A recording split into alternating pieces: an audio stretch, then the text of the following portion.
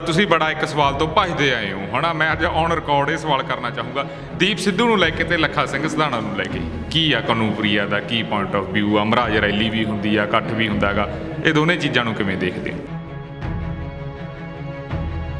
ਵੀ ਜਿਹੜੇ ਤਾਂ ਲਾਲ ਕਿਲੇ ਨੂੰ ਗਏ, ਜਿੱਥੇ ਤਾਂ ਨਿਸ਼ਾਨ ਸਾਹਿਬ ਝੁੱਲਿਆ, ਉਹ ਸਿੱਖ ਸੀਗੇ ਤੇ ਬਾਕੀ ਕਾਮਰੇਡ ਨੇ। ਸਕਰੀਨ ਤੇ ਆਉਣ ਵਾਲੀ ਛਵੀ ਅਲੱਗ ਹੁੰਦੀ ਹੈ, ਜਿਸ ਤਰੀਕੇ ਨਾਲ ਆਮ ਆਦਮੀ ਪਾਰਟੀ ਦੀ ਛਵੀ ਸਾਡੇ ਸਾਹਮਣੇ ਆਈ ਹੈ। ਸਾਨੂੰ ਇੱਕ ਵੱਡਾ ਭੁਲੇਖਾ ਪਾਇਆ ਹੈ ਕਿ ਉਹ ਸਾਡੀ ਸਰਕਾਰ ਹੈ, ਆਮ ਲੋਕਾਂ ਦੀ ਸਰਕਾਰ ਹੈ, ਪਰ ਹਿੰਦੂਤਵਾ ਦੇ ਏਜੰਡਾ ਨੂੰ ਕਿਤੇ ਵੀ ਉਹ ਸਿੱਧਾ ਟੱਕਰਾ ਕਰਦੀ ਸਾਨੂੰ ਨਹੀਂ ਨਜ਼ਰ ਆਉਂਦੀ। ਜਿਹੜੇ ਲੋਕ ਘਿਓ ਤੇਲ ਬੱਸਾਂ ਦੀ ਸੇਵਾ ਦੇ ਰਹੇ ਸੀ, ਨਿਭਾ ਰਹੇ ਸੀ, ਉਹਨਾਂ ਦੇ ਘਰੇ NIA ਨੇ ਸੰਮਣ ਭੇਜਣੇ ਸ਼ੁਰੂ ਕਰ ਦਿੱਤੇ। ਉਹਨਾਂ ਨੂੰ ਸਿੱਖ ਫॉर ਜਸਟਿਸ ਦੇ ਨਾਲ ਜੋੜਨਾ ਸ਼ੁਰੂ ਕਰ ਦਿੱਤਾ। ਉਹਨਾਂ ਨੂੰ ਇਹ ਕਹਿਣਾ ਸ਼ੁਰੂ ਕਰ ਦਿੱਤਾ ਕਿ ਤੁਹਾਡੀ ਜਿਹੜੀ ਫੋਰਨ ਫੰਡਿੰਗ ਹੈ ਉਹ ਦੇਸ਼ ਦੀ ਇੰਟੈਗ੍ਰਿਟੀ ਨੂੰ ਤੋੜਨ ਦੇ ਲਈ ਕੀਤੀ ਜਾ ਰਹੀ ਹੈ। ਨੌਦੀਪ ਨੇ ਵੀ ਇਹੀ ਕਿਹਾ ਵੀ ਅਸੀਂ ਸੰਘਰਸ਼ ਦਾ ਹਮੇਸ਼ਾ ਹਿੱਸਾ ਰਹਾਂਗੇ ਹਮੇਸ਼ਾ, ਪਰ ਅਸੀਂ ਕਦੇ ਵੀ ਪੋਲੀਟਿਕਸ 'ਚ ਨਹੀਂ ਆਵਾਂਗੇ, ਵੋਟਾਂ ਦੀ ਰਾਜਨੀਤੀ 'ਚ ਨਹੀਂ ਆਵਾਂਗੇ। ਤੁਹਾਡਾ ਕੀ ਪੁਆਇੰਟ ਆ? ਤੁਸੀਂ ਸਿਸਟਮ ਦੇ ਅੰਦਰ ਕਿਉਂ ਨਹੀਂ ਜਾਣਾ ਚਾਹੁੰਦੇ?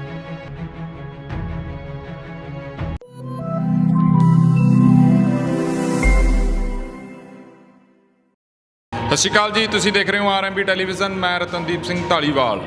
ਕਿਸਾਨੀ ਅੰਦੋਲਨ ਦੀ ਜੇ ਆਪਾਂ ਗੱਲ ਕਰਦੇ ਹਾਂ ਤੇ ਨਾਲ ਹੀ ਗੱਲ ਹੁੰਦੀ ਆ ਸੋਸ਼ਲ ਮੀਡੀਆ ਦੀ, ਤੇ ਸੋਸ਼ਲ ਮੀਡੀਆ ਦੇ ਉੱਤੇ ਬੜੇ ਸਾਰੇ ਵਿਚਾਰ ਚੱਲ ਰਹੇ ਨੇ। ਹਾਲਾਂਕਿ ਸਭ ਨੂੰ ਆਜ਼ਾਦੀ ਆ ਗੱਲਬਾਤ ਕਰਨ ਦੀ, ਪਰ ਜਿਹੜਾ ਇੱਕ ਇਹ ਵਿਚਾਰ ਵੀ ਚੱਲ ਰਿਹਾ ਸਿੱਖ ਵਰਸਸ ਕਾਮਰੇਡ, ਤੇ ਦੂਜੇ ਪਾਸੇ ਜਿਹੜੀ ਇਹ ਗੱਲ ਚੱਲ ਰਹੀ ਹੈ ਵੀ ਨੌਜਵਾਨ ਜਥੇਬੰਦੀਆਂ ਦੇ ਖਿਲਾਫ ਨੇ, ਜਾਂ ਨੌਜਵਾਨਾਂ ਨੂੰ ਇਦਾਂ ਦਿਖਾਇਆ ਜਾ ਰਿਹਾ ਜਿਵੇਂ ਉਹ ਜਥੇਬੰਦੀਆਂ ਦੇ ਖਿਲਾਫ ਹੋਣ। ਜਿਹੜੀ ਇਹ ਖਿੱਚੋਤਾਣ ਚੱਲ ਰਹੀ ਹੈ ਕਿਸ ਦਿਸ਼ਾ ਦੇ ਵੱਲ ਲਿਆ ਰਹੀ ਆ? ਤੇ ਖਾਸ ਕਰਕੇ ਨੌਦੀਪ ਕੌਰ ਦੀ ਜਦੋਂ ਜੇਲ੍ਹ 'ਚੋਂ ਰਿਹਾਈ ਹੁੰਦੀ ਹੈ ਤੇ ਜਿਹੜੇ ਉਹਨਾਂ ਨੇ ਇਲਜ਼ਾਮ ਲਾਏ ਆ, ਜਿਹੜਾ ਉਹਨਾਂ ਦੇ ਨਾਲ ਦੁਰਵਿਹਾਰ ਕੀਤਾ ਗਿਆ ਜੇਲ੍ਹ ਦੇ ਅੰਦਰ, ਕੀ ਇਹ ਡੈਮੋਕ੍ਰੇਸੀ ਹੈ? ਇਹਦੇ ਤੇ ਬੜੇ ਸਵਾਲ ਉੱਠਦੇ ਨੇ। ਸਾਡੇ ਨਾਲ ਮੌਜੂਦ ਨੇ ਕਾਨੂੰਪ੍ਰਿਆ ਜੀ। ਕਾਨੂੰ ਜੀ ਸਵਾਗਤ ਹੈ। ਸਤਿ ਸ਼੍ਰੀ ਅਕਾਲ। ਸਤਿ ਸ਼੍ਰੀ ਅਕਾਲ ਜੀ। ਕਾਨੂੰ ਜੀ, ਜਿਹੜਾ ਇਹ ਕੀਤਾ ਜਾ ਰਿਹਾ ਹੈਗਾ ਵੀ ਨੌਜਵਾਨ ਇੱਕ ਪਾਸੇ ਨੇ, ਜਥੇਬੰਦੀਆਂ ਵਾਲੇ ਇੱਕ ਪਾਸੇ ਨੇ, ਇਹ ਹੋਣਾ ਚਾਹੀਦਾ ਜਾਂ ਵਾਕਿਆ ਦੇ ਵਿੱਚ ਇਹ ਹੈਗੀ ਹੈ ਗੱਲ, ਜਾਂ ਚਲੋ ਮਨਾਂ ਦੇ ਵਿੱਚ ਥੋੜ੍ਹੇ ਬਹੁਤ ਫਰਕ ਹੈਗੇ ਆ, ਪਰ ਇਹਨੂੰ ਇੱਦਾਂ ਸਾਹਮਣੇ ਲਿਆਂਦਾ ਜਾ ਰਿਹਾ ਜਿਵੇਂ ਕੋਈ ਬਹੁਤ ਹੀ ਵੱਡੀ ਗੱਲ ਹੋ ਗਈ ਹੋਵੇ? ਪਹਿਲੀ ਚੀਜ਼ ਤਾਂ ਇਹ ਕਿ ਇਹ ਕੋਈ ਜਿਹੜੀ ਆਪਣੀ ਲੜਾਈ ਹੈ ਕੋਈ ਨੌਜਵਾਨ ਤੇ ਬਜ਼ੁਰਗਾਂ ਦੇ ਵਿਚਾਲੇ ਦਾ ਕੁਝ ਪਾਰਟ ਨਹੀਂ ਹੈਗਾ, ਜਿਹਨੂੰ ਕਿ ਉਦੋਂ ਤੋਂ ਇਹੀ ਪ੍ਰਚਾਰਿਆ ਜਾ ਰਿਹਾ ਆ। ਸ਼ਾਇਦ ਇਸ ਪ੍ਰਚਾਰ ਪਿੱਛੇ ਵਜ੍ਹਾ ਇਹ ਵੀ ਹੈ ਕਿ ਸ਼ੁਰੂ ਤੋਂ ਹੀ ਲੀਡਰਸ਼ਿਪ ਨੂੰ ਇੱਕ ਐਕਸਪੀਰੀਅੰਸ ਲੀਡਰਸ਼ਿਪ ਤੇ ਇੱਕ ਬਜ਼ੁਰਗ ਲੀਡਰਸ਼ਿਪ ਕਹਿ ਕੇ ਆਪਾਂ ਸਥਾਪਿਤ ਕੀਤਾ, ਤੇ ਉਹਦਾ ਵਿਰੋਧ ਜਿਹੜਾ ਵੀ ਹੋ ਰਿਹਾ ਹੈ ਉਸ ਨੂੰ ਆਪਾਂ ਜਵਾਨ ਤੇ ਅਨਐਕਸਪੀਰੀਅੰਸਡ ਕਹਿ ਕੇ ਟਾਲਣ ਦੀ ਕੋਸ਼ਿਸ਼ ਕਰ ਰਹੇ ਹਾਂ। ਤਾਂ ਇਹ ਜਿਹੜਾ ਇੱਕ ਤਾਂ ਗੱਲ ਆਉਂਦੀ ਹੈ ਕਿ ਜਿਹੜੇ ਕੁਝ ਡਿਫਰੈਂਸਿਸ 26 ਤੋਂ ਬਾਅਦ ਕ੍ਰੀਏਟ ਹੋਏ ਨੇ, ਹੈ ਨਾ, ਉਹਨਾਂ ਦੇ ਅੰਦਰ ਕੀ ਦੋ ਪਾਰਟ ਬਣੇ ਨੇ, ਹੈ ਨਾ। ਕਿਹੜੀ ਉਹ ਇੱਕ ਜਿਹੜੀ ਡਰਿਫਟ ਹੈਗੀ ਆ, ਮਤਲਬ ਕਿ ਜਿਹੜਾ ਪਾੜ ਹੈਗਾ ਆ ਉਹ ਵਿੱਚ ਪਿਆ। ਉਹਦੇ ਅੰਦਰੋਂ ਇੱਕ ਪਾਸੇ ਤਾਂ 26 ਦੇ ਅੰਤ ਵਿੱਚ ਦਿੱਲੀ ਜਾਣ ਵਾਲੇ ਲੋਕ ਸੀਗੇ ਜਿਨ੍ਹਾਂ ਨੇ ਬੈਰੀਕੇਡ ਤੋੜਦੇ ਰਿੰਗ ਰੋਡ ਵਾਲਾ ਰਸਤਾ ਚੁਣਿਆ, ਤੇ ਇੱਕ ਉਹ ਲੋਕ ਸੀਗੇ ਜਿਨ੍ਹਾਂ ਨੇ ਲੀਡਰਸ਼ਿਪ ਦੇ ਨਾਲ ਹੀ ਮਿਲਦਿਆਂ ਜਿਹੜਾ ਪੁਲਿਸ ਦੇ ਨਾਲ ਤੈਅ ਕੀਤਾ ਗਿਆ ਰਸਤਾ ਸੀਗਾ ਉਹ ਵਾਲਾ ਰੂਟ ਅਪਣਾਇਆ। ਤੇ ਹੁਣ ਇਹਨਾਂ ਦੋ ਰੂਟਾਂ ਤੋਂ ਬਾਅਦ ਵਿੱਚ ਜਿਹੜਾ 26 ਤਰੀਕ ਨੂੰ ਲਾਲ ਕਿਲੇ ਵੱਲ ਨੂੰ ਲੋਕ ਕੂਚਦੇ ਨੇ, ਉੱਥੇ ਫਿਰ ਜਿਹੜਾ ਝੰਡੇ ਚਲਾਇਆ ਜਾਂਦਾ ਹੈ ਜਾਂ ਉਸ ਤੋਂ ਵਾਪਸ ਆਇਆ ਜਾਂਦਾ ਹੈ। ਉਸ ਤੋਂ ਅਗਲੇ ਦਿਨ ਜਿਹੜਾ ਇੱਕ ਭੰਡੀ ਪ੍ਰਚਾਰ ਸ਼ੁਰੂ ਹੁੰਦਾ ਹੈ, ਉਹ ਕੇਵਲ ਕੁਝ ਨੌਜਵਾਨਾਂ ਤੇ ਜਥੇਬੰਦੀਆਂ ਦੇ ਉੱਤੇ ਮੜ ਕੇ ਖਤਮ ਕਰ ਦਿੱਤਾ ਜਾਂਦਾ ਹੈ। ਤੇ ਇਸ ਲੜਾਈ ਨੂੰ ਵੀ ਸੋਸ਼ਲ ਮੀਡੀਆ ਨੇ ਜ਼ਿਆਦਾਤਰ ਇਹੀ ਪੇਸ਼ ਕੀਤਾ ਵੀ ਇਹ ਨੌਜਵਾਨ ਬਨਾਮ ਕੁਝ ਐਕਸਪੀਰੀਅੰਸ ਬਜ਼ੁਰਗ ਲੀਡਰਸ਼ਿਪ ਜਿਹੜੀ ਫਾਈਟ ਹੈਗੀ ਆ ਉਹ ਚਾਲੂ ਹੈ। ਬਟ ਇੱਦਾਂ ਨਹੀਂ ਹੈ ਕਿ ਲਾਲ ਕਿਲੇ ਵੱਲ ਪਹੁੰਚੇ ਸਿਰਫ ਨੌਜਵਾਨ ਹੀ ਪਹੁੰਚੇ ਸੀਗੇ, ਤੇ ਬਹੁਤ ਬਜ਼ੁਰਗ ਵੀ ਪਹੁੰਚੇ ਸੀ। ਇੱਦਾਂ ਨਹੀਂ ਹੈਗਾ ਕਿ ਇਹ ਵਿਚਾਰ ਰੱਖਣ ਵਾਲੇ ਕਿ ਸਾਨੂੰ ਅੱਗੇ ਨੂੰ ਵਧਣਾ ਚਾਹੀਦਾ ਹੈ, ਮੂਵਮੈਂਟ ਨੂੰ ਦਿੱਲੀ ਵੱਲ ਨੂੰ ਲੈ ਕੇ ਜਾਣਾ ਚਾਹੀਦਾ ਹੈ, ਜਾਂ ਅੱਜ ਪਾਰਲੀਮੈਂਟ ਜਾਣ ਦੀ ਜਿਹੜੀ ਗੱਲ ਵੀ ਕੀਤੀ ਜਾ ਰਹੀ ਹੈ ਰਾਕੇਸ਼ ਟਿਕੈਤ ਦੁਆਰਾ ਜਾਂ ਫਿਰ ਕਈ ਲੀਡਰਸ ਦੇ ਦੁਆਰਾ, ਉਹ ਕੋਈ ਨੌਜਵਾਨਾਂ ਵਿੱਚ ਹੀ ਆਉਂਦੇ ਨੇ। ਤਾਂ ਪਹਿਲੀ ਚੀਜ਼ ਤਾਂ ਆਪਾਂ ਇਸ ਸਵਾਲ ਨੂੰ ਹੀ ਮਤਲਬ ਇਸ ਤਰੀਕੇ ਨਾਲ ਪੁੱਟ ਕਰੀਏ ਕਿ ਇਹ ਕਿਹੜੇ ਦੋ ਪੈਂਤਰੇ ਨੇ ਜਿਨ੍ਹਾਂ ਦਾ ਡਿਫਰੈਂਸਿਸ ਸਾਡੇ ਮੋਰਚੇ ਦੇ ਅੰਦਰ ਮੌਜੂਦ ਆਇਆ ਆ, ਹੈ ਨਾ। ਤੇ ਉਸ ਤੋਂ ਬਾਅਦ ਅਸੀਂ ਇਹ ਫਿਰ ਇਸ 'ਤੇ ਗੱਲ ਕਰੀਏ ਕਿ ਕਿਸ ਤਰੀਕੇ ਨਾਲ ਇਹਦਾ ਸੋਲਿਊਸ਼ਨ ਨਿਕਾਲਿਆ ਜਾ ਸਕਦਾ ਹੈ, ਕੱਢਿਆ ਜਾ ਸਕਦਾ ਹੈ। ਆਪਣੇ ਸਟੇਜ ਦੇ ਉੱਤੋਂ ਹੀ ਇੱਦਾਂ ਦੀਆਂ ਕਈ ਅਨਾਊਂਸਮੈਂਟਸ ਕੀਤੀਆਂ ਗਈਆਂ ਵੀ ਫਲਾਣੇ ਗੱਦਾਰ ਨੇ, ਇਹ ਗੱਦਾਰ ਨੇ, ਹੈ ਨਾ। ਨਾਲ ਦੇ ਨਾਲ ਹੀ ਨੌਜਵਾਨਾਂ ਨੂੰ ਇਸ ਹੱਦ ਤੱਕ ਜ਼ਰੂਰ ਵੀ ਕਿਹਾ ਗਿਆ ਜਮਹੂਰੀ ਕਿਸਾਨ ਸਭਾ ਦੇ ਲੀਡਰ ਦੇ ਕਿ ਇਹ ਕਿਉਂ ਆਏ ਨੇ, ਵੀ ਇਸ ਤਰੀਕੇ ਦੀ ਟਿੱਪਣੀ ਜੀ ਕੁਛ ਕੀਤੀ ਗਈ, ਮੈਂ ਲਾੜੇ ਦੀ ਤਾਈ ਵਰਗੇ, ਹੈ ਨਾ। ਦੇਖੋ, ਨਾ ਤਾਂ ਸੰਘਰਸ਼ ਕੋਈ ਵਿਆਹ ਆ ਤੇ ਨਾ ਹੀ ਇੱਥੇ ਕੋਈ ਲਾੜਾ ਆ, ਹੈ ਨਾ। ਵੀ ਇਹ ਕੋਈ ਵਿਆਹ ਨਹੀਂ ਹੈਗਾ ਕਿ ਜਿੱਥੇ ਸੱਦੇ 'ਤੇ ਹੀ ਕੋਈ ਬੁਲਾਇਆ ਜਾਂਦਾ ਹੈ। ਪ੍ਰੋਟੈਸਟ ਇੱਕ ਪਬਲਿਕ ਪ੍ਰੋਟੈਸਟ ਹੁੰਦਾ ਆ ਜਿਸ ਦੇ ਅੰਦਰ ਸਭ ਦਾ ਹੀ ਇੱਕ ਹੱਕ ਹੁੰਦਾ ਆ, ਹੈ ਨਾ। ਮਤਲਬ ਆਪਾਂ ਸਭ ਹੀ ਉਸ ਪ੍ਰੋਟੈਸਟ ਦੇ ਅੰਦਰ ਸ਼ਮੂਲੀਅਤ ਕਰਦੇ ਹਾਂ ਇੱਕ ਜਮਹੂਰੀ ਢਾਂਚਾ ਇਸਟੈਬਲਿਸ਼ ਕਰਨ ਨੂੰ, ਤੇ ਉਹਦੇ ਅੰਦਰੋਂ ਵੀ ਅਗਰ ਉਹ ਪ੍ਰੋਟੈਸਟ ਮੇਰਾ ਜਾਂ ਤੁਹਾਡਾ ਹੋਏਗਾ ਤਾਂ ਫਿਰ ਉਹ ਸ਼ਾਇਦ ਕੋਈ ਵਿਆਹ ਜਾਂ ਫਿਰ ਕਿਸੇ ਪ੍ਰਾਈਵੇਟ ਫੰਕਸ਼ਨ ਰੂਪੀ ਆਪਾਂ ਪ੍ਰੋਗਰਾਮ ਮੰਨ ਲਈਏ, ਆਪਾਂ ਉਸ ਨੂੰ ਲੋਕਾਂ ਦਾ ਪ੍ਰੋਟੈਸਟ ਨਾ ਮੰਨੀਏ, ਆਪਾਂ ਉਸ ਨੂੰ ਪ੍ਰੋਟੈਸਟ ਹੀ ਨਾ ਮੰਨੀਏ, ਕਿਉਂਕਿ ਪ੍ਰੋਟੈਸਟ ਇਕੁਅਲ ਟੂ ਪਬਲਿਕ ਹੁੰਦਾ ਆ, ਉਹ ਲੋਕਾਂ ਦਾ ਰੋਹ ਹੁੰਦਾ ਆ। ਤੇ ਇਹ ਇਸ ਤਰੀਕੇ ਦੀਆਂ ਜਿਹੜੀਆਂ ਸਟੇਟਮੈਂਟਸ ਜਾਰੀ ਕੀਤੀਆਂ ਗਈਆਂ ਸੀ ਉਹਨਾਂ ਨੂੰ ਲੈ ਕੇ ਅੱਜ ਤੱਕ ਕੋਈ ਮਾਫੀ ਨਹੀਂ ਮੰਗੀ ਗਈ, ਅੱਜ ਤੱਕ ਕਿਸੇ ਤਰੀਕੇ ਨਾਲ ਵੀ ਉਸ ਚੀਜ਼ ਨੂੰ ਲੈ ਕੇ ਸਟੇਜ 'ਤੇ ਮਾਫੀ ਜਿਹੜੀ ਹੈਗੀ ਉਹਨਾਂ ਲੀਡਰਸ ਦੁਆਰਾ ਨਹੀਂ ਆਈ ਜਿਨ੍ਹਾਂ ਨੇ ਉਹ ਗੱਲਾਂ ਕਹੀਆਂ ਨੇ।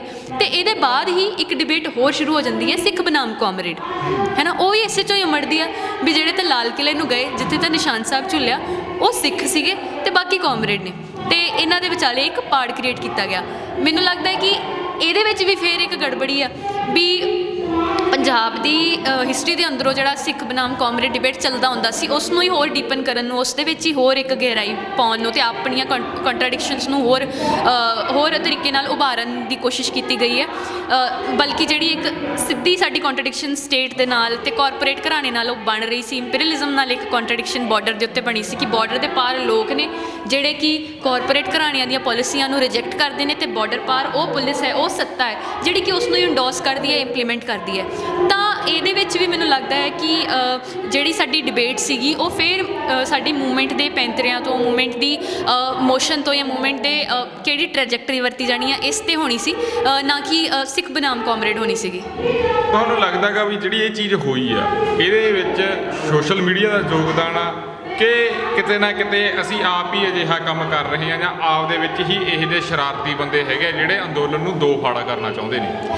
ਇੱਕ ਚੀਜ਼ ਹੈਗੀ ਕਿ ਸੋਸ਼ਲ ਮੀਡੀਆ ਅੱਜ ਦੇ ਸਮੇਂ ਇੱਕ ਇੱਦਾਂ ਦਾ ਪਲੇਟਫਾਰਮ ਤਾਂ ਜ਼ਰੂਰ ਆ ਵੀ ਜਿਸ 'ਤੇ ਲੋਕਾਂ ਦੀ ਆਵਾਜ਼ ਨੂੰ ਇੱਕ ਸਪੇਸ ਮਿਲਦੀ ਹੈ, ਤੇ ਇਸ ਚੀਜ਼ ਨੂੰ ਸਾਨੂੰ ਮਤਲਬ ਸੰਭਾਲ ਕੇ ਵੀ ਰੱਖਣਾ ਚਾਹੀਦਾ ਕਿਉਂਕਿ ਅੱਜ ਸਾਡੇ ਫਿਜ਼ੀਕਲੀ ਸਮਾਜ ਦੇ ਅੰਦਰ ਇੰਨੀਆਂ ਜਗ੍ਹਾਵਾਂ ਨਹੀਂ ਬਚੀਆਂ ਜਿੱਥੇ ਆਪਾਂ ਆਪਣੇ ਵਿਚਾਰਾਂ ਨੂੰ ਖੁੱਲ੍ਹ ਕੇ ਪ੍ਰਗਟ ਕਰ ਸਕੀਏ। ਮਤਲਬ ਦਿੱਲੀ ਦੇ ਅੰਦਰ ਜਦੋਂ NRCCA ਵਿੱਚ ਕੋਈ ਵਿਚਾਰ ਪ੍ਰਗਟ ਕਰਦਾ ਹੈ ਤਾਂ ਉਹਨਾਂ ਨੂੰ ਜੇਲ੍ਹ UAPA ਲਗਾ ਕੇ ਕਰ ਦਿੱਤਾ ਗਿਆ ਹੈ।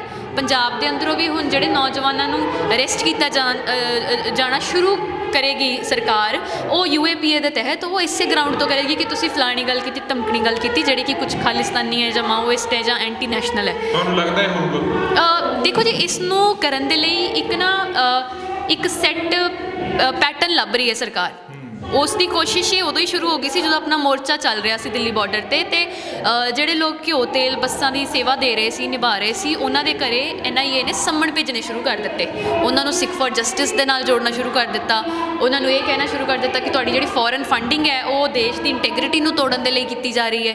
ਤਾਂ ਇਹ ਇੱਕ ਪੈਰਲਲ ਪ੍ਰੋਜੈਕਟ ਦੀ ਤਰੀਕੇ ਨਾਲ ਚੱਲ ਰਿਹਾ ਹੈ ਤਾਂ ਕਿ ਲੋਕਾਂ ਦੇ ਮਨਾਂ ਦੇ ਅੰਦਰ ਉਹ ਇਹ ਵਸਾ ਦੇਣ ਕਿ ਇੱਥੇ ਜਿਹੜੇ ਲੋਕ ਨੇ ਉਹ ਤਾਂ ਮਤਲਬ ਦਹਿਸ਼ਤਗਰਦੀ ਨੇ, ਹੈ ਨਾ। ਤਾਂ ਇਹ ਇੱਕ ਜਦੋਂ ਉਹਨਾਂ ਨੂੰ ਫਰਟਾਈਲ ਗਰਾਊਂਡ ਲੱਗੀ, ਜਦੋਂ ਉਹਨਾਂ ਨੂੰ ਲੱਗਾ ਕਿ ਹਾਂ ਹੁਣ ਉਹ ਗਰਾਊਂਡ ਹੈਗੀ ਹੈ ਜਿਸ ਦੇ ਅੰਦਰੋਂ ਅਸੀਂ ਉਹਨਾਂ ਸਭ ਨੂੰ ਲਪੇਟ ਸਕਦੇ ਹਾਂ, ਉਹਨਾਂ ਨੇ ਲਪੇਟ ਲੈਣਾ। ਅਤੇ ਪੰਜਾਬ ਵਿੱਚ ਬਹੁਤ ਹੀ ਸੌਖੀਆਂ ਖਾਲਿਸਤਾਨੀ ਕਹਿ ਕੇ ਲੋਕਾਂ ਨੂੰ ਮਤਲਬ ਗ੍ਰਿਫਤਾਰ ਕਰ ਦਿੱਤਾ ਜਾਂਦਾ ਆ, ਭਾਵੇਂ ਉਹ ਸਿੱਖ ਆਈਡੈਂਟੀਟੀ ਦੇ ਹੋਣ, ਭਾਵੇਂ ਉਹ ਹੋਰ ਲੜਦੇ ਲੋਕ ਹੋਣ, ਉਹਨਾਂ ਨੂੰ ਬਹੁਤ ਹੀ ਆਸਾਨੀ ਦੇ ਨਾਲ ਖਾਲਿਸਤਾਨੀ ਕਹਿ ਕੇ ਵੀ ਇਹ ਕਹਿ ਕੇ ਕਿ ਇਹ ਤਾਂ ਕਿਸੇ ਖਾਲਿਸਤਾਨ ਦੀ ਡਿਮਾਂਡ ਨੂੰ ਲੈ ਕੇ ਆ ਰਹੇ ਨੇ ਜਾਂ ਫਿਰ ਇਹ ਤਾਂ ਮਤਲਬ ਦਹਿਸ਼ਤ ਫੈਲਾ ਰਹੇ ਨੇ, ਉਸ ਤੋਂ ਉਹਨਾਂ ਨੂੰ ਗ੍ਰਿਫਤਾਰ ਕਰ ਦਿੱਤਾ ਜਾਵੇ, ਉਹਨਾਂ ਦੀ UAPA ਲਗਾ ਕੇ ਉਹਨਾਂ ਨੂੰ ਐਂਟੀ ਨੈਸ਼ਨਲ ਦੇ ਤਗਮੇ ਵੰਡ ਦਿੱਤੇ ਜਾਣ। ਜੇ ਆਪਾਂ ਇੱਕ ਪਾਸੇ ਦੀ ਗੱਲ ਕਰਦੇ ਹਾਂ, ਇੱਕ ਕਾਰਨਰ ਦੇ ਵਿੱਚ ਇਹ ਵੀ ਸਵਾਲ ਖੜਾ ਗਾ, ਸੰਯੁਕਤ ਮੋਰਚਾ ਕੀ ਸੰਯੁਕਤ ਆ? ਮੈਂ ਕੱਲ੍ਹ ਡੱਲੇਵਾਲ ਸਾਹਿਬ ਨੂੰ ਵੀ ਇਹ ਪ੍ਰਸ਼ਨ ਕੀਤਾ ਸੀ ਤੇ ਤੁਸੀਂ ਵੀ ਉੱਥੇ ਰਹੇ ਹੋ। ਤੁਸੀਂ ਜਥੇਬੰਦੀਆਂ ਨੂੰ ਕਿਵੇਂ ਦੇਖਦੇ ਹੋ, ਖਾਸ ਕਰਕੇ ਜਿਹੜੀਆਂ ਸੰਯੁਕਤ ਮੋਰਚੇ 'ਚ ਨੇ ਤੇ ਅਗਰਾਹਾਂ ਸਾਹਿਬ ਵਾਲੀ ਜਥੇਬੰਦੀ ਨੂੰ ਜਾਂ ਸੰਘਰਸ਼ ਕਮੇਟੀ ਨੂੰ, ਬੱਤੀਆਂ ਦੀ ਜੇ ਗੱਲ ਹੁੰਦੀ ਆ, ਉਹਨਾਂ ਨੂੰ ਤੁਸੀਂ ਓਵਰਆਲ ਕਿਵੇਂ ਦੇਖਦੇ ਹੋ ਵੀ ਕੀ ਆ ਨਿਚੋੜ ਹੁਣ ਤੱਕ ਦਾ ਜਾਂ ਕਿੱਦਾਂ ਜਿਹੜਾ ਵਰਕਆਊਟ ਹੋ ਰਿਹਾ? ਚਲੋ ਕੁਝ ਗਲਤੀਆਂ ਹੋਣਗੀਆਂ, ਸਾਰੇ ਮੰਨ ਰਹੇ ਆ, ਤੁਸੀਂ ਵੀ ਕਹਿ ਰਹੇ ਹੋ, ਉਹ ਵੀ ਮੰਨ ਰਹੇ ਨੇ ਵੀ ਕੁਝ ਗਲਤੀਆਂ ਹੋਣ, ਪਰ ਜਿਵੇਂ ਅੰਦੋਲਨ ਚੱਲਿਆ, ਜਿਵੇਂ ਗਿਆ ਤੇ ਜਿੱਥੇ ਹੁਣ ਖੜਾ ਗਾ ਅੰਦੋਲਨ ਤੇ ਜਿਹੜੇ ਅੱਗੇ ਵਾਲੇ ਪਲਾਨ ਆਏ ਆ, ਚਾਹੇ ਉਹ ਬੰਗਾਲ ਜਾਣ ਦਾ ਆ ਗਿਆ, ਚਾਹੇ ਉਹ ਹੋਰ ਜਿਹੜੇ ਪਲਾਨ ਦਿੱਤੇ ਗਏ ਆ, ਕਿਵੇਂ ਦੇਖ ਰਹੇ ਹੋ ਵੀ ਸਹੀ ਆ ਕਿ ਕੁਝ ਚੀਜ਼ਾਂ ਬਹੁਤ ਵੱਡੀਆਂ ਚੇਂਜਿਸ ਹੋਣੇ ਚਾਹੀਦੇ ਆ ਫਿਰ ਹੀ ਸਰਕਾਰ ਦੇ ਨਾਲ ਮੱਥਾ ਲੱਗੂ? ਜੇ ਰੱਦ ਵਾਲੀ ਗੱਲ ਆਉਂਦੀ ਆ, ਨਹੀਂ ਅਮੈਂਡਮੈਂਟ ਕਰਾਉਣ ਤੇ ਸਰਕਾਰ ਖੜੀ ਆ। ਇੱਕ ਚੀਜ਼ ਤਾਂ ਹੈ ਕਿ ਸੰਯੁਕਤ ਕਿਸਾਨ ਮੋਰਚਾ ਜਦੋਂ ਮਤਲਬ 25 ਸਤੰਬਰ ਦੀ ਕਾਲ ਹੀ ਦਿੰਦਾ ਹੈ ਇਕੱਠੇ ਹੋ ਕੇ, ਜਦੋਂ ਜਥੇਬੰਦੀਆਂ ਰਲ ਕੇ ਕਾਲ ਦਿੰਦੀਆਂ ਨੇ ਤਾਂ ਇੱਕ ਬਹੁਤ ਹੌਸਲਾ ਵੱਧਦਾ ਹੈ ਲੋਕਾਂ ਦੇ ਅੰਦਰ ਕਿ 31 ਜਥੇਬੰਦੀਆਂ ਜਿਹੜੀਆਂ ਕਿ ਅੱਡ-ਅੱਡ ਕੰਮ ਕਰਦੀਆਂ ਸੀ ਅੱਡ-ਅੱਡ ਏਰੀਆ ਦੇ ਵਿੱਚ, ਉਹ ਇਕੱਠੀਆਂ ਹੋ ਗਈਆਂ ਨੇ, ਏਕਾ ਬਣਾ ਲਿਆ ਤੇ ਉਸ ਏਕੇ ਦੇ ਤਹਿਤ ਹੀ ਇੱਕ ਲੋਕਾਂ ਨੂੰ ਹੌਸਲਾ ਮਿਲਿਆ ਵੀ ਅਸੀਂ ਜੁੜੀਏ, ਅਸੀਂ ਰਲੀਏ ਮਿਲੀਏ, ਬਿਨਾਂ ਇਹ ਜਾਣੇ ਕਿ ਉਹਨਾਂ ਦੇ ਆਗੂ ਕੌਣ ਨੇ, ਕਿਸ ਵਿਚਾਰਧਾਰਾ ਦੇ ਨੇ, ਉਹ ਜੁੜੇ। ਉਹ ਦਿੱਲੀ ਦੇ ਬਾਰਡਰ ਤੱਕ ਵੀ ਲੜਦੇ ਪਹੁੰਚੇ ਬਿਨਾਂ ਇਹ ਦੇਖਿਆ ਕਿ ਅੱਗੇ ਦੀ ਦਿਸ਼ਾ ਜਿਹੜੀ ਹੈਗੀ ਆ ਉਹ ਸਾਡੇ ਲੀਡਰਸ ਨੇ ਕੀ ਦਿੱਤੀ ਆ। ਉਹ ਇਸ ਉਮੀਦ ਨਾਲ ਗਏ ਕਿ ਇਹ ਸਾਡੇ ਉਹ ਲੀਡਰਸ ਨੇ ਜਿਹੜੇ ਕਿ 3 ਬਿੱਲ ਰੱਦ ਕਰਾਉਣਗੇ, ਜਿਹੜੇ ਕਿ ਰਿਪੀਲ ਕਰਾ ਕੇ ਹੀ ਸਾਨੂੰ ਵਾਪਸ ਪੰਜਾਬ ਮੋੜਨਗੇ। ਤੇ ਉਹਦੇ ਨਾਲ ਕੁਝ ਆਰਗੇਨਾਈਜੇਸ਼ਨਸ ਇੰਡੀਵਿਜੂਅਲੀ ਵੀ ਤੁਰਦੀਆਂ ਨੇ, ਮਤਲਬ ਕਿ ਆਪਣੇ ਮੋਰਚੇ ਤੋਂ ਬਾਹਰ, ਮਤਲਬ ਸੰਯੁਕਤ ਪਾਰਟੀ ਤੋਂ ਬਾਹਰ ਹੋ ਕੇ ਵੀ ਇੱਕ ਤਾਲਮੇਲ ਦੇ ਅੰਦਰੋਂ ਵੀ ਵੱਧਦੀਆਂ ਨੇ, ਬਾਰਡਰ ਦੇ ਉੱਤੇ ਪਹੁੰਚਦੀਆਂ ਨੇ। ਹੁਣ ਗਲਤੀਆਂ ਦੀ ਗੱਲ ਕਰੀਏ ਤਾਂ ਮੈਨੂੰ ਨਹੀਂ ਲੱਗਦਾ ਵੀ ਜਿਹੜਾ ਕੰਮ ਕਰਦਾ ਉਹਦੇ ਤੋਂ ਗਲਤੀਆਂ ਨਹੀਂ ਹੁੰਦੀਆਂ, ਤੇ ਉਹ ਗਲਤੀਆਂ ਹੋਣੀਆਂ ਬਹੁਤ ਹੀ ਨੋਰਮਲ ਨੇ, ਮਤਲਬ ਉਸ ਵਿੱਚ ਵੀ ਕੋਈ ਪ੍ਰੋਬਲਮ ਨਹੀਂ ਹੈਗੀ। ਪਰ ਗੱਲ ਬਸ ਇਹ ਹੈ ਕਿ ਕੀ ਅਸੀਂ ਆਪਣੇ ਲੋਕਾਂ ਦੀ ਜਿਹੜੀ ਕਹੀ ਗੱਲ ਹੈ ਮੀਟਿੰਗ ਤੱਕ ਪਹੁੰਚਦੇ, ਜਿਹੜੇ ਉਹਨਾਂ ਦੇ ਪ੍ਰਪੋਜ਼ਲਸ ਨੇ ਉਹਨਾਂ ਨੂੰ ਸਿਰ ਮੱਥੇ ਲੈਂਦੇ ਹਾਂ ਜਾਂ ਉਹਨਾਂ ਨੂੰ ਵੀ ਕਿਸੇ ਕਨਸਪੀਰੇਸੀ ਦਾ ਪਾਰਟ ਸਮਝਦੇ ਹਾਂ। ਇੱਕ ਇਹ ਚੀਜ਼ ਬਹੁਤ ਹੀ ਜ਼ਿਆਦਾ ਅੱਜ ਦੇ ਸਮੇਂ ਹੈ ਕਿ ਕੋਈ ਵੀ ਚੀਜ਼, ਕੋਈ ਵੀ ਪ੍ਰਸ਼ਨ ਆਉਂਦਾ ਹੈ ਤਾਂ ਉਹਦੇ ਪਿੱਛੇ ਇੱਕ ਕਨਸਪੀਰੇਸੀ ਮੰਨ ਦਿੱਤੀ ਜਾਂਦੀ ਹੈ ਕਿ ਇਹਨੂੰ ਤਾਂ ਇਹਨੇ ਕਿਹਾ ਹੋਊਗਾ ਬੋਲਣ ਨੂੰ, ਇਹਨਾਂ ਨੂੰ ਤਾਂ ਇਹਨਾਂ ਨੇ ਪਿੱਛੇ ਲਗਾਇਆ ਹੋਊਗਾ। ਇਹ ਸਮਝਿਆ ਜਾਂਦਾ ਹੈ ਪਹਿਲਾਂ ਹੀ ਕਿ ਜਨਤਾ ਦਾ ਆਪਣਾ ਦਿਮਾਗ ਨਹੀਂ ਹੁੰਦਾ, ਇਹ ਤਾਂ ਪਿੱਛੇ ਲੱਗ ਜਾਂਦੀ ਹੈ, ਜਿੱਦਾਂ ਮੋਦੀ ਨੇ ਪਿੱਛੇ ਲਗਾਈ ਹੈ ਬਹੁਤ ਜਨਤਾ। ਤੇ ਇਹ ਜਦੋਂ ਮਤਲਬ ਸਾਡਾ ਪਰਸਪੈਕਟਿਵ ਜਨਤਾ ਨੂੰ ਲੈ ਕੇ ਇਸ ਤਰੀਕੇ ਦਾ ਹੋ ਜਾਂਦਾ ਹੈ ਤਾਂ ਫਿਰ ਕਿਤੇ ਨਾ ਕਿਤੇ ਸਾਡਾ ਮੋਰਚੇ ਦੇ ਸਟੇਜ 'ਤੇ ਉਹਦੀ ਜ਼ਮੀਨ ਦੇ ਵਿੱਚ ਇੱਕ ਇਹੋ ਜਿਹਾ ਫਾਸਲਾ ਤੇ ਡਰਿਫਟ ਆ ਜਾਂਦਾ ਵਾ ਵੀ ਜਿਹਦੇ ਅੰਦਰੋਂ ਅਸੀਂ ਲੋਕਾਂ ਨੂੰ ਉਸ ਤਰੀਕੇ ਨਾਲ ਲੀਡ ਨਹੀਂ ਕਰ ਪਾਉਂਦੇ। ਤੇ ਮੈਨੂੰ ਲੱਗਦਾ ਹੈ ਕਿ ਇਹੋ ਜਿਹੇ ਦੇ ਅੰਦਰ ਆਉਣ ਵਾਲੇ ਸਮੇਂ ਦੇ ਅੰਦਰ ਵੀ ਜੇ ਉਹ ਡਰਿਫਟ ਨੂੰ ਭਰ ਦਿੱਤਾ ਜਾਵੇ, ਲੋਕਾਂ ਦੇ ਅੰਦਰ ਗੱਲਬਾਤ ਉਨੀ ਕੀਤੀ ਜਾਵੇ, ਉਹਨਾਂ ਦੀਆਂ ਐਸਪੀਰੇਸ਼ਨਸ ਨੂੰ ਸਮਝਿਆ ਜਾਵੇ, ਜਿਸ ਤਰੀਕੇ ਨਾਲ ਹੁਣੇ ਰੀਸੈਂਟਲੀ ਉਹਨਾਂ ਨੇ ਇੱਕ KMP ਨੂੰ 5 ਘੰਟੇ ਬੰਦ ਕਰਨ ਦਾ ਜਿਹੜਾ ਇੱਕ ਸੱਦਾ ਹੈ, ਇੱਕ ਐਕਸ਼ਨ ਪਲਾਨ ਲਿੱਤਾ ਆ, ਇਸੇ ਤਹਿਤ ਲਿੱਤਾ ਆ, ਹੈ ਨਾ। ਤੇ ਇਹਦੇ ਵਿੱਚ ਇਹ ਵੀ ਦੇਖਿਆ ਵੀ ਆਪਾਂ ਨੂੰ ਇਹ ਵੀ ਪਤਾ ਕਿ ਹੁਣ ਜਥੇਬੰਦੀਆਂ ਸਿਰਫ ਪੰਜਾਬ ਦੀਆਂ ਨਹੀਂ ਹੈਗੀਆਂ, ਹੁਣ ਉਹਦੇ ਅੰਦਰ ਹਰਿਆਣੇ ਦੀਆਂ ਵੀ ਜਥੇਬੰਦੀਆਂ ਆਈਆਂ ਨੇ, ਉਹਦੇ ਅੰਦਰ ਸਾਡੇ ਆਗੂ ਜਿਹੜੇ ਹੈਗੇ ਨੇ ਉਹ ਵੱਖ-ਵੱਖ ਸੂਬਿਆਂ 'ਚ ਜਾ ਕੇ, ਸਟੇਟਸ 'ਚ ਜਾ ਕੇ ਵੀ ਆਪਣੀ ਜਿਹੜੇ ਹੈਗੇ ਨੇ ਉਹ ਸੁਨੇਹੇ ਲੈ ਕੇ ਜਾ ਰਹੇ ਨੇ। ਤੇ ਇਹ ਅੱਜ ਦੇ ਸਮੇਂ ਦੀ ਬਹੁਤ ਵਧੀਆ ਤੇ ਖੂਬਸੂਰਤ ਚੀਜ਼ ਹੈ ਜਿਹੜੀ ਹੋ ਰਹੀ ਹੈ। ਮਤਲਬ ਮੈਂ ਸਮਝਦੀ ਹਾਂ ਕਿ ਸਾਡਾ ਮੈਸੇਜ ਜਿਹੜਾ ਹੈਗਾ ਉਹ ਹੋਰਾਂ ਸਟੇਟਾਂ ਦੇ ਅੰਦਰ ਵੀ ਜਾਵੇ। ਸਾਡਾ ਜਿਹੜਾ ਇੱਕ ਇਸ ਸਰਕਾਰ ਦੇ ਕਾਰਪੋਰੇਟ ਪੱਖੀ ਹੋਣ ਦਾ ਵਿਚਾਰ ਹੈ ਉਹ ਵੀ ਲੋਕਾਂ ਦੇ ਅੰਦਰ ਜਾਵੇ, ਹੋਰਾਂ ਸਟੇਟਾਂ ਦੇ ਅੰਦਰ ਵੀ ਜਾਵੇ, ਤੇ ਉੱਧਰੋਂ ਵੀ ਇੱਕ ਫੋਰਸ ਹੈਗੀ ਹੈ ਜਿਹੜੀ ਮੋਬਿਲਾਈਜ਼ ਹੋ ਕੇ ਬਾਰਡਰਾਂ 'ਤੇ ਆ ਕੇ ਡਟੇ ਤੇ ਇਹਦਾ ਵਿਰੋਧ ਕਰੇ। ਕਿਉਂਕਿ ਲੜਾਈ ਇਹ ਕਿਰਤੀਆਂ ਦੀ ਲੜਾਈ ਹੈ। ਇਹ ਜਿਹੜੇ 3 ਕਾਨੂੰਨ ਪਾਸ ਕੀਤੇ ਗਏ ਨੇ ਕਿਸਾਨਾਂ ਦੇ ਉੱਤੇ ਤਾਂ ਡਾਇਰੈਕਟ ਹਮਲਾ ਹੈਗਾ ਹੀ ਆ, ਪਰ ਇੱਕ ਆਮ ਲੋਕਾਂ 'ਤੇ ਵੀ ਹਮਲਾ ਹੈ, ਜਿਸ ਨੂੰ ਸਮਝਾਉਣਾ ਜਿਹੜਾ ਹੈਗਾ ਆ ਉਹ ਜਿੰਨੀ ਸਟੇਟਸ ਦੇ ਅੰਦਰ ਪ੍ਰੋਜੈਕਟ ਲੈ ਕੇ ਲਿੱਤਾ ਜਾਊਗਾ ਉਹ ਉਨਾ ਹੀ ਆਪਣੇ ਪ੍ਰੋਟੈਸਟ ਨੂੰ ਮਜ਼ਬੂਤ ਕਰਨ ਲਈ, ਮੂਵਮੈਂਟ ਨੂੰ ਮਜ਼ਬੂਤ ਕਰਨ ਲਈ ਕਾਮਯਾਬ ਹੋਊਗਾ। ਪਰ ਨਾਲ ਦੇ ਨਾਲ ਇਹ ਵੀ ਹੈ ਕਿ ਅਸੀਂ ਵੀ ਤਿਆਰ ਹਾਂ ਵੀ ਅਸੀਂ ਉਸ ਡਿਸੀਜਨ ਮੇਕਿੰਗ ਦੇ ਅੰਦਰ ਬਾਕੀ ਸਟੇਟਸ ਨੂੰ ਵੀ ਓਨੀ ਪਾਰਟਿਸਿਪੇਸ਼ਨ ਦਿਵਾਵਾਂਗੇ। ਕਿਉਂਕਿ ਅੱਜ ਇਹ ਤਾਂ ਤੈਅ ਹੈ ਕਿ ਪੰਜਾਬ ਤੋਂ ਉਹ ਵਾਲਾ ਸੈਂਟਰ ਜਿਹੜਾ ਹੈਗਾ ਆ ਪ੍ਰੋਟੈਸਟ ਦਾ ਉਹ ਇੱਕ ਸਮੇਂ 'ਤੇ ਥੋੜ੍ਹਾ ਜਿਹਾ ਮੂਵ ਕੀਤਾ ਟਿਕਾਇਤ ਵਾਲੇ ਸਾਈਡ 'ਤੇ। ਅਤੇ ਇਸ ਨੂੰ ਕੀ ਅਸੀਂ ਵੈਲਕਮ ਕਰਦੇ ਹਾਂ ਕਿ ਕਿ ਹਰਿਆਣੇ ਦੇ ਲੋਕ ਵੀ ਉਹਨਾਂ ਸਟੇਜ 'ਤੇ ਆਉਣ, ਬੋਲਣ, ਉਹਨਾਂ ਸਮਾਂ ਲੈਣ, ਆਪਣੀ ਜਿਹੜੇ ਲੋਕਾਂ ਦੇ ਫੈਸਲੇ ਨੇ ਉਹਨਾਂ ਨੂੰ ਵਿੱਚ ਲੈ ਕੇ ਆਉਣ ਕਿ ਅਸੀਂ ਤਿਆਰ ਹਾਂ। ਕਿਉਂਕਿ ਸਾਨੂੰ ਇਸ ਤਿਆਰੀ ਦੇ ਨਾਲ ਹੀ ਇਕੱਠੇ ਰਲ ਮਿਲ ਕੇ ਫੈਸਲੇ ਲੈਣੇ ਹੋਣਗੇ। ਇਸ ਚੀਜ਼ ਨੂੰ ਤੁਸੀਂ ਕਿਵੇਂ ਦੇਖ ਰਹੇ ਹੋ, ਖਾਸ ਕਰਕੇ ਰਕੇਸ਼ ਟਕੈਤ ਦੀ ਜਦੋਂ ਗੱਲ ਆਉਂਦੀ ਹੈ, ਇੱਕ ਪਾਸੇ ਇਹ ਵੀ ਗੱਲ ਹੁੰਦੀ ਹੈ ਵੀ ਜਿਹੜਾ ਅੰਦੋਲਨ ਆ ਪੰਜਾਬੀਆਂ ਤੋਂ ਹੋ ਕੇ ਦੂਜੇ ਪਾਸੇ ਕਰ ਦਿੱਤਾ ਗਿਆ।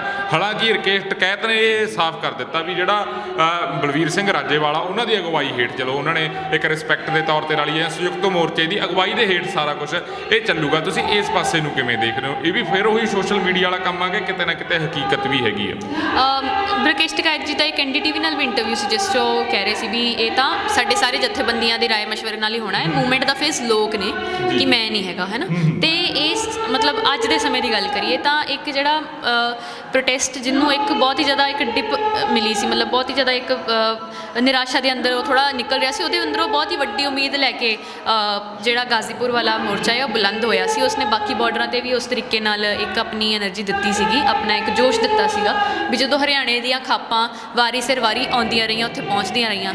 ਹੁਣ ਅਗਰ ਆਪਾਂ ਇਸ ਗੱਲ 'ਚ ਚੱਲ ਜਾਈਏ ਵੀ ਖਾਪਾਂ ਦੇ ਕੀ ਰੋਲ ਰਹੇ ਨੇ ਹਰਿਆਣੇ ਦੇ ਅੰਦਰ, ਜਾਂ ਫਿਰ ਟਿਕਾਇਤ ਦਾ ਕੀ ਰੋਲ ਰਿਹਾ ਹੈ ਮੁਜ਼ੱਫਰਪੁਰ ਨਗਰ ਦੇ ਅੰਦਰ, ਤਾਂ ਕਈ ਸਵਾਲ ਚਿੰਨ੍ਹ ਖੜੇ ਹੁੰਦੇ ਨੇ। ਪਰ ਅਗਰ ਅੱਜ ਆਪਾਂ ਮੂਵਮੈਂਟ ਦੀ ਗੱਲ ਕਰੀਏ ਤਾਂ ਮੂਵਮੈਂਟ ਦੇ ਅੰਦਰ ਉਹ ਬਹੁਤ ਹੀ ਸਹਾਈ ਸਾਬਿਤ ਹੋ ਰਹੇ ਨੇ ਕਿ ਜਦੋਂ ਉਹੀ ਡੈਮੋਕ੍ਰੈਟਿਕ ਸਟਰਕਚਰ ਵਿੱਚ ਤਬਦੀਲ ਹੋ ਕੇ ਖਾਪਾਂ ਇਹ ਫੈਸਲੇ ਲੈ ਰਹੀਆਂ ਨੇ ਕਿ ਅਸੀਂ ਕਿੱਦਾਂ BJP ਦਾ ਬਾਈਕਾਟ ਕਰਨਾ ਆ, ਕਿੱਦਾਂ ਰਿਲਾਇੰਸ ਦੇ ਤੇ ਜੀਓ ਦੇ ਪੰਪਾਂ ਨੂੰ ਅਸੀਂ ਬਾਈਕਾਟ ਕਰਨਾ ਆ, ਤਾਂ ਉਹ ਇੱਕ ਕਿਹੜੀ ਸਮਝ ਨਾਲ ਜਾ ਰਹੇ ਨੇ ਉਹ ਬਹੁਤ ਹੀ ਜ਼ਰੂਰੀ ਹੈ। ਅਤੇ ਉਹਦੇ ਅੰਦਰੋਂ ਮੈਨੂੰ ਲੱਗਦਾ ਹੈ ਕਿ ਅਗਰ ਉਹ ਲੀਡਰਸ਼ਿਪ ਜਿਹੜੀ ਹੈਗੀ ਆ, ਕਿਉਂਕਿ ਅੱਜ ਤੇ ਇਹ ਸੱਚ ਹੀ ਹੈ ਕਿ ਪੰਜਾਬ ਜਿਹੜਾ ਹੈਗਾ ਆ ਉਹ ਲੀਡ ਕਰਦਾ ਹੈ ਇਸ ਮੂਵਮੈਂਟ ਨੂੰ, ਅਤੇ ਕਾਫੀ ਟਾਈਮ ਤੱਕ ਸੈਂਟਰ ਜਿਹੜਾ ਇੱਕ ਹੈਗਾ ਆ ਲੀਡਰਸ਼ਿਪ ਦਾ ਉੱਥੇ ਹੀ ਰਿਹਾ ਆ। ਪਰ ਉਸ ਨੂੰ ਮੈਨੂੰ ਲੱਗਦਾ ਹੈ ਕਿ ਨਾਲ ਦੇ ਨਾਲ ਸਾਨੂੰ ਹਰਿਆਣਾ ਜਾਂ ਫਿਰ ਉੱਤਰ ਪ੍ਰਦੇਸ਼ ਦੇ ਸੂਬਿਆਂ ਦੇ ਲੀਡਰਸ ਦੇ ਨਾਲ ਵੀ ਸ਼ੇਅਰ ਕਰਨਾ ਹੋਊਗਾ, ਕਿਉਂਕਿ ਜਿੰਨੇ ਅਸੀਂ ਵੀ ਡੀਸੈਂਟਰਲਾਈਜ਼ਡ ਹੁੰਦੇ ਹਾਂ ਓਨਾ ਹੀ ਸਰਕਾਰ ਨੂੰ ਵੀ ਸਮਝ ਨਹੀਂ ਆਉਂਦਾ ਕਿ ਕਿੱਥੇ ਅਟੈਕ ਮੇਨ ਕਰਨਾ ਹੈ ਆਪਣਾ। ਇੱਕ ਸੁਰਜੀਤ ਕੁਮਾਰ ਜੈਣੀ ਨੇ ਗੱਲ ਕਹੀ ਹੈ ਵੀ ਜਿਹੜਾ ਇਹ ਅੰਦੋਲਨ ਆ ਉਹ ਮੁੱਦਾਹੀਣ ਆ, ਦਿਸ਼ਾਹੀਣ ਆ, ਲੀਡਰਹੀਣ ਆ। ਖਾਸ ਕਰਕੇ ਜੇ ਗੱਲ ਹੁੰਦੀ ਹੈ ਲੀਡਰਹੀਣ ਤੇ ਦਿਸ਼ਾਹੀਣ ਦੀ ਗੱਲ, ਇਹ 2 ਪੁਆਇੰਟ ਨੂੰ ਗੱਲ ਹੁੰਦੀ ਆ। ਜੇ ਜਥੇਬੰਦੀਆਂ ਨੂੰ ਇਹ ਪ੍ਰਸ਼ਨ ਹੁੰਦਾ, ਜਥੇਬੰਦੀਆਂ ਪਹਿਲਾਂ ਤੋਂ ਇਹ ਕਲੀਅਰ ਕਰਦੇ ਆ ਨਾ ਵੀ ਅਸੀਂ 30 ਜਣੇ ਜਾਂ 40 ਜਣੇ ਤਾਂ ਜਾਂਦੇ ਆ ਵੀ ਉੱਥੇ ਕੋਈ ਡਗਮਗਾ ਨਾ ਸਕੇ। ਤੁਸੀਂ ਇਸ ਪੁਆਇੰਟ ਆਫ ਨੂੰ ਕਿਵੇਂ ਦੇਖਦੇ ਹੋ ਵੀ ਲੀਡਰਹੀਣ ਤੇ ਦਿਸ਼ਾਹੀਣ ਵਾਲੀ ਗੱਲ ਕਿਵੇਂ ਆ, ਵੀ ਹੈਗੀ ਆ ਇਹ ਗੱਲ ਕਿਤੇ ਨਾ ਕਿਤੇ ਉਵੇਂ ਸਟਰੋਂਗਲੀ ਨਹੀਂ ਹੋਰ ਇਹਨਾਂ ਜਥੇਬੰਦੀਆਂ ਜਾਂ ਜਥੇਬੰਦੀਆਂ ਦੇ ਆਗੂ ਜਾਂ ਉਹ ਨੁਮਾਇੰਦੇ ਜਿਨ੍ਹਾਂ ਨੂੰ ਅੰਦਰ ਬੋਲਣ ਦਾ ਅਧਿਕਾਰ ਦਿੱਤਾ ਗਿਆ, ਜਿਹੜੇ 4 ਆਗੂ ਮੇਨ ਸੀ ਜਿਹੜੇ ਮੀਟਿੰਗਾਂ ਦੇ ਵਿੱਚ ਜਾ ਕੇ ਬੋਲਦੇ ਸੀ, ਉਹ ਗੱਲ ਹੈਗੀ ਆ ਕਿ ਜਥੇਬੰਦੀਆਂ ਕਲੀਅਰ ਆ, ਫਿਰ ਸਰਕਾਰ ਕਿਤੇ ਨਾ ਕਿਤੇ ਬਿਆਨਬਾਜ਼ੀ ਕਰਕੇ ਉਲਝਾਉਣਾ ਚਾਹੁੰਦੀ ਆ? ਦੇਖੋ ਜੀ, ਅਗਰ ਗੱਲ ਕਰੀਏ ਲੋਕਾਂ ਦੀ, ਤਾਂ ਚਾਹੇ ਉਹ ਮੋਰਚਿਆਂ 'ਤੇ ਬੈਠੇ ਨੇ, ਚਾਹੇ ਉਹ ਚੌਂਕਾਂ 'ਤੇ ਖੜ੍ਹੇ ਹੁੰਦੇ ਨੇ, ਪਰਿਵਾਰਾਂ 'ਚ ਗੱਲ ਕਰਦੇ ਨੇ, ਜਾਂ ਫਿਰ ਰੇਲਵੇ ਲਾਈਨਾਂ 'ਤੇ ਬੈਠੇ ਨੇ, ਉਹਨਾਂ ਵੱਲੋਂ ਤਾਂ ਇੱਕ ਬਹੁਤ ਹੀ ਕੰਸਿਸਟੈਂਟਲੀ ਆਵਾਜ਼ ਆਉਂਦੀ ਹੈ ਵੀ ਅਸੀਂ ਤਾਂ ਬਿੱਲ ਵਾਪਸ ਕਰਾ ਕੇ ਆਉਣੇ ਨੇ, ਉਸ ਤੋਂ ਘੱਟ ਕੁਝ ਮਨਜ਼ੂਰ ਨਹੀਂ ਹੈਗਾ।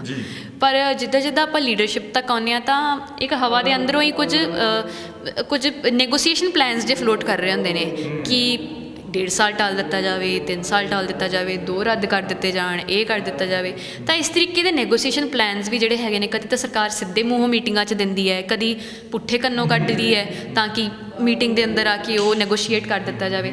ਤਾਂ ਇਹ ਇੱਕ ਤਰੀਕੇ ਦੇ ਨਾਲ ਮਤਲਬ ਜਿਹੜੇ ਨੈਗੋਸੀਏਸ਼ਨਸ ਹੈਗੇ ਨੇ ਉਹ ਜਦੋਂ ਹਵਾ ਦੇ ਅੰਦਰ ਆਉਂਦੇ ਨੇ ਤਾਂ ਲੋਕਾਂ ਨੂੰ ਵੀ ਇੱਕ ਤਰੀਕੇ ਨਾਲ ਘਬਰਾਹਟ ਮਹਿਸੂਸ ਹੁੰਦੀ, ਮਤਲਬ ਉਹਨਾਂ ਨੂੰ ਵੀ ਹੁੰਦਾ ਹੈ ਕਿ ਇਹ ਸਾਡੀ ਆਵਾਜ਼ ਨਹੀਂ ਹੈ, ਕਿਉਂਕਿ ਉਹਨਾਂ ਦੀ ਆਵਾਜ਼ ਤਾਂ ਬਿੱਲ ਰੱਦ ਕਰਾਉਂਦੀ ਹੈ, ਬਿੱਲ ਖਤਮ ਕਰਾਉਂਦੀ ਹੈ, ਵਾਪਸ ਤਾਂ ਮੁੜਨਾ ਹੈ ਜਦੋਂ ਬਿੱਲ ਰਿਪੀਲ ਹੋਣਗੇ।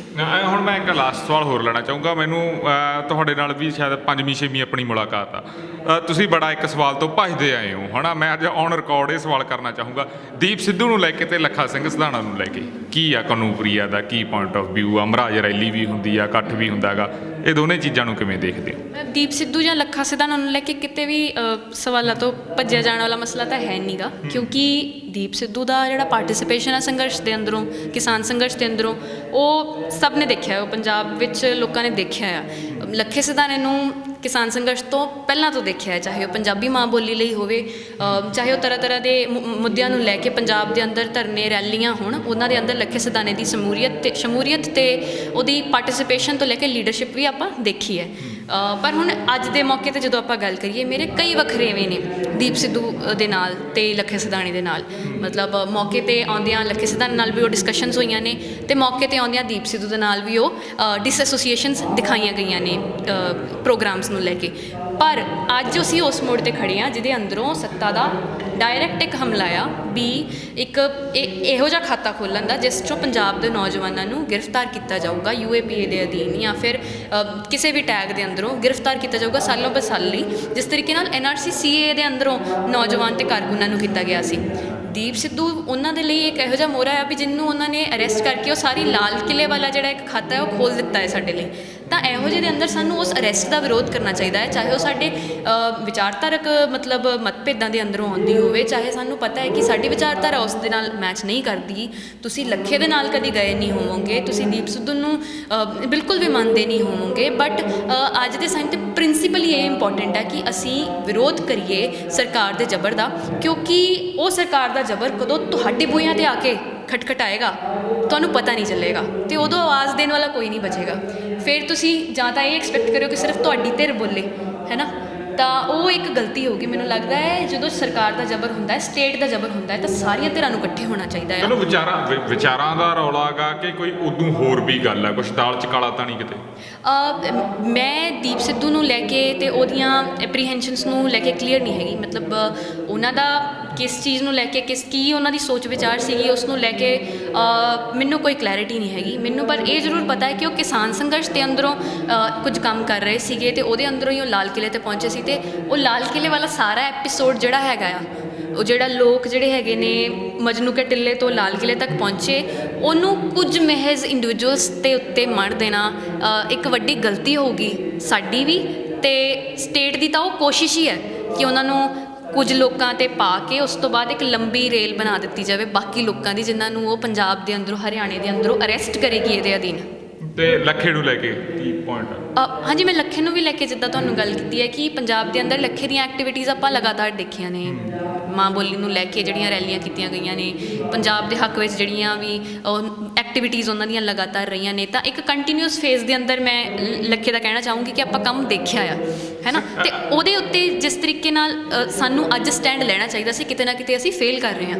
ਮਤਲਬ ਮੋਰਚੇ ਦੇ ਅੰਦਰ ਵੀ ਸਟੇਜ ਦੇ ਉੱਤੇ ਉਹ ਲੀਡਰਸ ਦੇ ਕਹਿਣ 'ਤੇ ਆਉਂਦਾ ਹੈ ਨਾ, ਅਤੇ ਉਹਨਾਂ ਲੀਡਰਸ ਨੂੰ ਤਾਂ ਸੇਫੈਸਟ ਪਲੇਸ ਲੱਖੇ ਦੀ ਮੋਰਚੇ ਤੇ ਰੱਖਣੀ ਚਾਹੀਦੀ ਹੈ ਕਿ ਮੋਰਚੇ ਤੋਂ ਉਸ ਨੂੰ ਕੋਈ ਚੱਕ ਨਹੀਂ ਪਾਏਗਾ। ਜੀ, ਮੇਰਾ ਲਾਸਟ ਸਵਾਲ ਹੋਊਗਾ, ਜਿਹੜੇ ਸੰਘਰਸ਼ ਕਰਦੇ ਨੇ ਲੋਕ, ਅਸੀਂ ਸਵੇਰੇ ਨੌਦੀਪ ਨਾਲ ਵੀ ਇਹ ਗੱਲ ਕੀਤੀ, ਨੌਦੀਪ ਨੇ ਵੀ ਇਹੀ ਕਿਹਾ ਵੀ ਅਸੀਂ ਸੰਘਰਸ਼ ਦਾ ਹਮੇਸ਼ਾ ਹਿੱਸਾ ਰਹਾਂਗੇ ਹਮੇਸ਼ਾ, ਪਰ ਅਸੀਂ ਕਦੇ ਵੀ ਪੋਲੀਟਿਕਸ 'ਚ ਨਹੀਂ ਆਵਾਂਗੇ, ਵੋਟਾਂ ਦੀ ਰਾਜਨੀਤੀ 'ਚ ਨਹੀਂ ਆਵਾਂਗੇ। ਤੁਹਾਡਾ ਕੀ ਪੁਆਇੰਟ ਆ? ਤੁਸੀਂ ਸਿਸਟਮ ਦੇ ਅੰਦਰ ਕਿਉਂ ਨਹੀਂ ਜਾਣਾ ਚਾਹੁੰਦੇ? ਕਿਉਂਕਿ ਮੈਂ ਅੱਜ ਡਿਪਟੀ ਸਾਹਿਬ ਨੂੰ ਜਦੋਂ ਪੁੱਛ ਰਿਹਾ ਸੀ, ਉਹ ਕਹਿੰਦੇ ਵੀ ਜਾਣਾ ਚਾਹੀਦਾ ਹੈਗਾ। ਹੋ ਸਕਦਾ ਵੀ ਜਿਹੜੇ ਨੌਜਵਾਨ ਆ ਉਹ ਇਮੋਸ਼ਨਸ 'ਚ ਇੱਦਾਂ ਕਹਿ ਜਾਂਦੇ ਆ, ਪਰ ਹੋਣਾ ਚਾਹੀਦਾ। ਜਿੰਨਾ ਟਾਈਮ ਤੁਸੀਂ ਅੰਦਰ ਨਹੀਂ ਜਾਓਗੇ ਤਾਂ ਸਿਸਟਮ ਨੂੰ ਸੁਧਾਰੋਗੇ ਕਿਵੇਂ?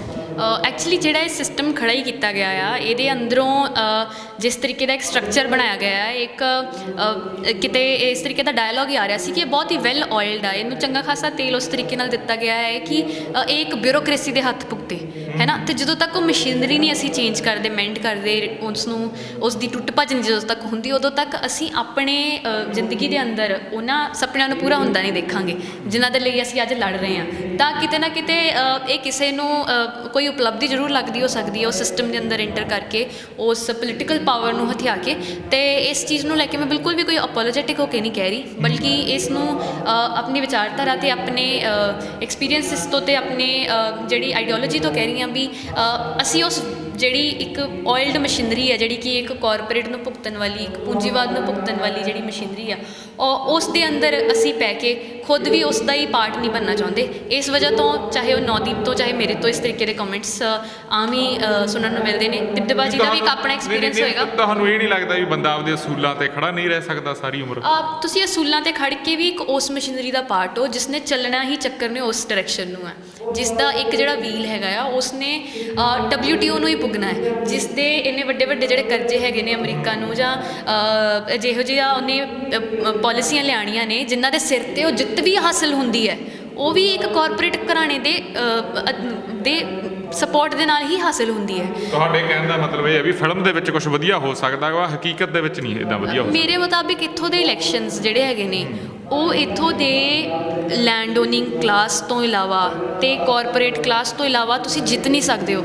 ਅਤੇ ਜਦੋਂ ਤੁਹਾਨੂੰ ਉਹਨਾਂ ਦਾ ਸਪੋਰਟ ਚਾਹੀਦਾ ਹੈ ਤਾਂ ਤੁਸੀਂ ਉਹਨਾਂ ਦੇ ਹਿੱਤਾਂ ਨੂੰ ਵੀ ਭੁਗਤੋਗੇ। ਜਦੋਂ ਤੁਸੀਂ ਉਹਨਾਂ ਦੇ ਹਿੱਤਾਂ ਨੂੰ ਭੁਗਤੋਗੇ ਤਾਂ ਤੁਹਾਡੀਆਂ ਜਿਹੜੀਆਂ ਪਿਛਲੀਆਂ ਕਈਆਂ ਗੱਲਾਂ ਜਿਹੜੀਆਂ ਤੁਸੀਂ ਮਿਹਨਤ ਕਸ਼ ਦੇ ਲਈ ਕਹਿ ਰਹੇ ਹੋ, ਉਹ ਕਿਤੇ ਨਾ ਕਿਤੇ ਝੁਠਲਾਈਆਂ ਜਾਣਗੀਆਂ, ਕਿਉਂਕਿ ਇੱਕ ਕਾਰਪੋਰੇਟ ਆਪਣਾ ਮੁਨਾਫਾ ਦੇਖਦਾ ਆ, ਹੈ ਨਾ, ਉਹ ਲੋਕਾਂ ਨੂੰ ਨਹੀਂ ਦੇਖਦਾ, ਉਹ ਮਹਿਜ਼ ਪੁਰਜੇ ਦੇਖਦਾ ਹੈ, ਅਤੇ ਪੁਰਜੇ ਕਦੀ ਵੀ ਰਿਪਲੇਸ ਕੀਤੇ ਜਾ ਸਕਦੇ ਨੇ।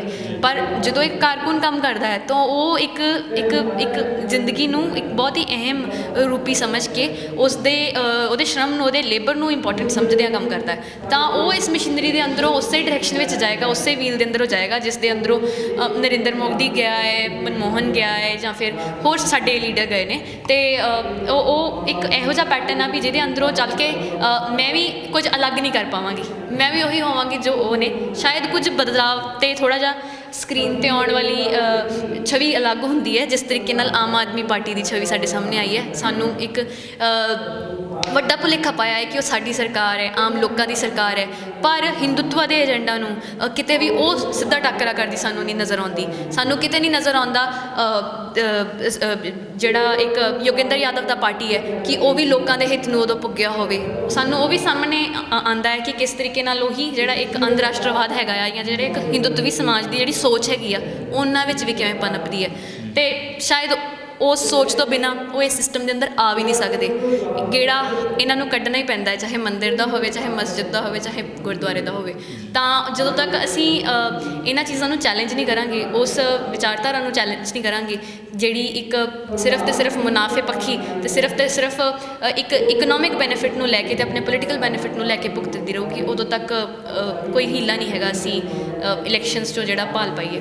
ਜੀ ਤੁਸੀਂ ਸਮਾਂ ਦਿੱਤਾ, ਤੁਹਾਡਾ ਧੰਨਵਾਦ। ਆਮ ਆਦਮੀ ਪਾਰਟੀ ਵਾਲਿਆਂ ਨੇ ਟਰੋਲ ਕਰਨਾ ਹੁਣ ਤੁਹਾਨੂੰ। ਕੋਈ ਚੱਕਰ ਨਹੀਂ। ਟ੍ਰੋਲਿੰਗ ਜਿਹੜੀ ਹੈਗੀ ਆ ਉਹ ਔਰਤਾਂ ਦੇ ਉੱਤੇ ਮਤਲਬ ਆਮ ਹੀ ਸੋਸ਼ਲ ਮੀਡੀਆ ਦਾ ਰੁਝਾਨ ਆ, ਅਤੇ ਮੈਨੂੰ ਤਾਂ ਇਹੀ ਉਮੀਦ ਆ ਕਿ ਅਸੀਂ ਇਸੇ ਸੋਸ਼ਲ ਮੀਡੀਆ ਦੇ ਉੱਤੇ ਉਸ ਦੇ ਖਿਲਾਫ ਵੀ ਇੱਕ ਆਵਾਜ਼ ਬੰਨੀਏ ਅਤੇ ਬੁਲੰਦ ਕਰੀਏ। ਸੋ ਇਹ ਸੀ ਕਨੂਪ੍ਰਿਆ ਜਿਨ੍ਹਾਂ ਨੇ ਖੁੱਲ੍ਹ ਕੇ ਗੱਲਬਾਤ ਰੱਖੀ ਅੰਦੋਲਨ ਤੇ ਖਾਸ ਕਰਕੇ ਨੌਜਵਾਨ ਕਿਹੜੇ ਪੱਖ ਤੋਂ ਦੇਖਦੇ ਨੇ ਅੰਦੋਲਨ ਨੂੰ, ਤੇ ਐਕਟਿਵ ਪੋਲੀਟਿਕਸ ਦਾ ਹਿੱਸਾ ਹੋਣੇ ਚਾਹੀਦੇ ਆ ਨੌਜਵਾਨ ਕਿ ਨਹੀਂ। ਫਿਰ ਮਿਲਾਂਗੇ ਕਿਸੇ ਹੋਰ ਸ਼ਖਸੀਅਤ ਦੇ ਨਾਲ। ਹੁਣ ਆਪਣੇ ਦੋਸਤ ਰਤਨਦੀਪ ਸਿੰਘ ਧਾਲੀਵਾਲ ਨੂੰ ਦਿਓ ਇਜਾਜ਼ਤ। ਦੇਖਦੇ ਰਹੋ RMB ਟੈਲੀਵਿਜ਼ਨ। ਧੰਨਵਾਦ ਜੀ।